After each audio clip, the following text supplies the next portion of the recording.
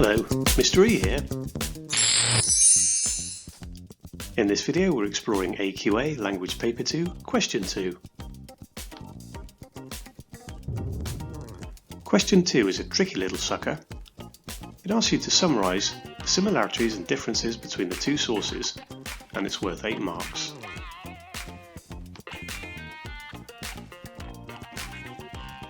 So let's have a look at what you're trying to do in this answer. Well, firstly, there are 3 rules to follow. 1. Summarise the difference. 2. Give evidence. 3. Find inferences. Here's a mark scheme describing a top-level answer. By inferences we mean reading between the lines and not stating the obvious.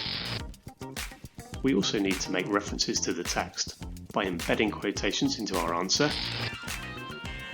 And finally, we need to use the vocabulary of comparison with some good discourse markers. So let's have a look at an example of a typical question 2. The writers of source A and B are travelling in very different types of boat. Use details from both sources to write a summary of what you understand about the different boats. 8 marks. You should be spending no more than about 10 minutes on this answer. Step 1 then is to focus on the terms of the question.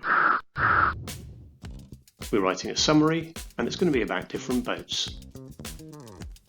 So ensure you are using comparative language throughout your answer.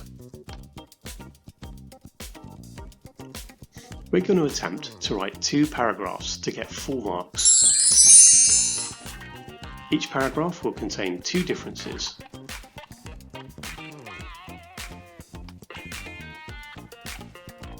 Let's break that paragraph down in some detail. Firstly, you make your point, blending in your quotation from each source. You follow this up with what you infer as a reader.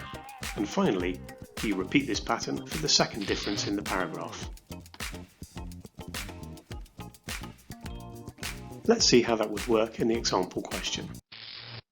Firstly, we make our point, blending in quotations from each source. In source A, the writer describes a brand spanking new boat that had coped incredibly well, whereas the boat in source B is a storm-shaken old steamship. Now we're following up with what we infer as a reader.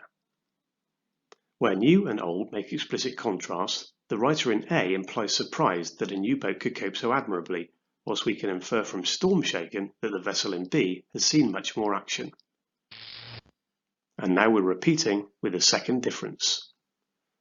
Furthermore, the first is a tiny boat that is capable of righting itself, whereas the boat in source B is long and narrow and could turn over once and for all. Whilst they clearly contrast in size, the implication is the first has safety features built in, as opposed to the second, which is downright dangerous. So that's our first paragraph with 2 differences.